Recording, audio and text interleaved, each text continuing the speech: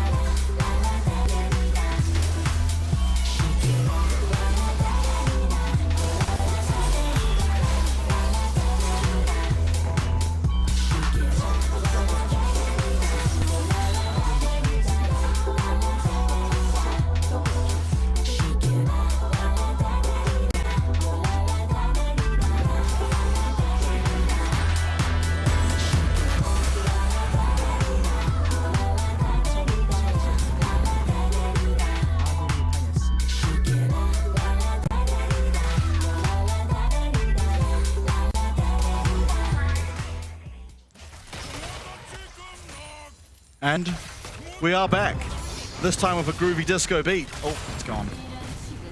We are in. Garm trying to find those early wards, and likewise CFO were doing the same. They do manage to pulse champ. Caster curse the cast. It happens. I've seen casters, caster curse games, never a broadcast. Oh, there's no pauses tonight. Well, we've got 2 now. 2 in the space of 1 map. All right, okay.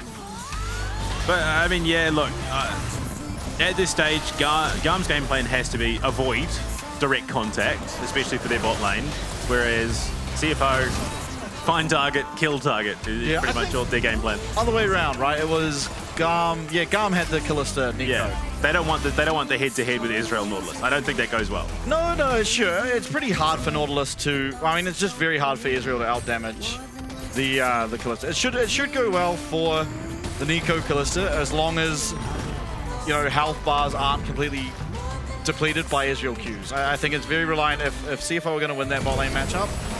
Doggo's going to be having to weave some of those Mystic shots through the minions. Kalista, traditionally one of the most difficult champ to land skill shots on. So should be okay for them, but... Yeah, but I think that the problem is then you've got Ginger who's going to be looking to make those plays around the map. So I don't think it is going to come off the back of a straight 2v2. Yeah, it's going to be... Ginger comes to the lane, helps lock down both of them, because they just don't have the health pool to survive that level of onslaught, and they're both just going to get wiped out. So I think you take the lane swap if you are Gam, look to play to the mid game, because you aren't going to be the one making any massive plays until that mid game hits. Yeah, I think the important thing there is kind of, as you touched on, Ginger on the Zyra is going to be a much faster clear than Nocturne, even if he doesn't beat his last game record that he set, but it will be a much faster clear. It's also just generally a stronger champion early on because Nocturne kind of wants access to that paranoia to find success. Yeah, that's where things really start to unlock the game, is that level 6. Once paranoia comes online, it's much more global pressure that comes out of the Nocturne. Plus, I mean, you can even technically use it defensively just to throw your opponent off, because if they're looking to make a gank happen, paranoia comes out, you then start second guessing because you lose vision. Yeah, especially because of Nico's there. If Nico's level 6, paranoia comes out, all of a sudden it is very, very difficult to tell what is real and what is a Nico, because you just have such limited vision, of course. We did get word it's a player keyboard issue, so hopefully either that's resolved or players do always have a backup at the studio if one keyboard goes, pear-shaped. Definitely a possibility that we spilt water on a keyboard. Deep in thought there. There's definitely a real possibility that water was spilt onto a keyboard. Yeah, I mean, Gam looking to psych themselves up from the scene, what we're seeing on camera. CFO, it's all communication, all talking about what's going on. A lot of discussion, which you'd expect coming into the first game for them today. But, I mean, you got to ask, so who suffers the most from this delay? I mean, CFO coming in confident, realistically, would be the favourite to win. Does this potentially undermine their confidence a little bit? Or for Gam, is this, psyching themselves out? I don't know, because it's first game, it's pretty hard to tell, I feel. I think the biggest loser from something like this is probably Rest, because he's the only person that's lost anything so far in the series in that 1v1. So maybe having doubts about himself up in the top side. But hopefully this pause does get resumed. The game does get resumed very shortly. We will, being told, go to a 3-minute break. Once we're back, hopefully game number 1 rather gets resolved and we're all back in.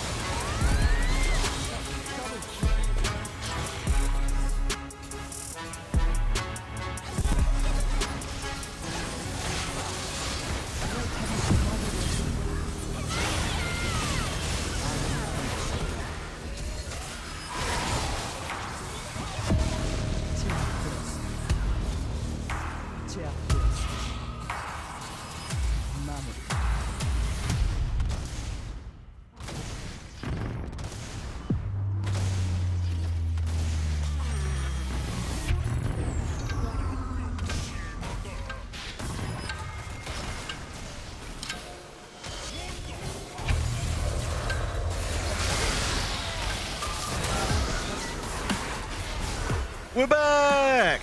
And if you didn't see, there was a keyboard replacement, and it was in fact Junja. So there is a chance that we had a cup mishap. Hydration is important, just not for your keyboard. Absolutely. Will be a slower clear. He didn't get 4 plants like he did last time. Didn't mind control the RNG. Still will be faster than Nocturne, undoubtedly, as he now works his way towards the ramp and Levi on his red buff. No lane swap coming through, so both sides feeling okay. Hook missing from Kaiwing spells a disastrous trade in terms of Doggo's health bar. Just so ridiculously hard to compete with the Nico. Wow. But Hong Q has near on solo killed Ares at level 1. Yeah, just man fighting in the mid lane. And that's the power of the Corki. Does a decent amount of damage with limited to no resources in the early game, so you got to be very, very careful, especially with the Gatling gun. Shredding that armor, just, I mean, you essentially pay for it. That. Yeah. I think a good start for Hong Q. I wonder which Callisto is the real Callisto. Yeah, probably not the one charging head first into my bush. That's it. I mean, top lane, Rest being pushed in by the Poppy. Yeah, look, it's going to be pretty punishing. You want to play it safe. You're looking towards that mid or mid game to really start ramping things up. Junja, good clear so far. Sitting pretty happy, I think. Insane clear. This guy is so good. Hitting the 3-minute mark, all camps down. Yeah, he's sitting well, pretty hitting bot side, wants that scuttle as well. And I did say, it is likely going to be Junja that dictates how these lanes go. He's going to be looking scuttle crab, he's going to then rotate bot for a fight. You look at it, there's not a heck of a lot of vision. I don't think they know. No, there's no way they suspect this. They know he started bot side, going to get the flash out of Artemis. There's a big, big pull there, and going to be Elliot. Okay, he does dodge out of that Mystic shot. Elio's going to be completely okay, but still, both flashes now lost on the bottom side of the map. I mean, against a jungler like Junja, that's kind of a rookie mistake. You know full well that he's got a fast clear. He's going to be looking for something. Levi now going to be looking for a dive. Wow. The Wood, not quite spotting. They do know now. Really, really well played in terms of that vision. Rest trying to find a way to contest here. He's going to be grounded, and Kialia's actually tanking up. Will be able to get out of tower. And there's eventually going to be that kill going over. Levi finding it. I thought for a second there maybe Rest had done enough to turn around, but not able to find any usage of the flash, not able to get out of harm's way, and does go down. I mean, that was a very near miss. I don't know, I'm wondering, maybe passing behind the tower, it might have kept Kaya under the tower long enough for a kill to happen. It would have drawn them into the aggro range for a little bit longer, but at that point, in the middle of that situation, you're not thinking about that. You're thinking of trying to do any damage you can, so you can't really fault him in that situation. Yeah, also just scared of getting hit against the wall. Not sure if it changes, but oh, Levi comes and yoinks one small Krug, but yeah, okay, Levi picks up first blood, but Junja, he is I think he kind of needs that first blood to keep pace with Junja at the moment. Yeah, I mean, he just had both of his bot side camps taken away, so while immediately the difference isn't felt, once Junja gets his bottom side camps, it's going to feel really good. In fact, there might even be a little skirmish here between Levi and Junja. Levi missing the path will be playing a little bit aggressively. There's a collapse coming through. Levi does have flash available to himself, and the support of his bot lane being here first should be completely fine. And if the collapse happens here, I don't know that Levi is going to be able to offer all that much, especially with Kaiwing pushing in. Junja looking for the flash, it's not going to get it. Levi even not finding a very successful spell shield at all. Kaiwing trying to find his way onto him, does have flash, but it's now Ilio that's going to be under the pressure of the CFO jungle and 80 carry. Flash over the wall as Hook will connect, and Levi should just be going down. The route is good, and Junja finds one back. CFO on the board, smite onto the dragon. That's Junja's next objective. That's exactly what CFO wanted. Hongq isn't really under threat here. He's going to be able to back himself off. I question what Levi's game plan was there. I mean, yes, look, you've had your bottom side jungle, second rotation taken away from you. I think it was just greedy to try and go and contest, knowing full well that this is exactly what Junja sort of wants. Yeah, it's just, I mean, it is absolutely greedy. You got the Gromp. What did it cost you? Everything. You know, the classic tale. Junja going to be able to secure himself the dragon, but with the mid lane collapse, it's going to be for the Void Grubs. Ares going to use that between worlds, gets him out of harm's way. Can Junja find himself another kill here? Flash available on Aurora does suggest to me it shouldn't be possible, but a lot of damage coming through. Root also going to connect, and Ares maybe being a little bit greedy, but Junja taking a lot of damage back. Maybe he's the one in trouble. There's no passive proc onto the Zyra, so we'll be okay. And Levi now going to be able to get back that CS he lost as Junja spending a little bit too much time here on the bottom lane. I mean, yeah, look,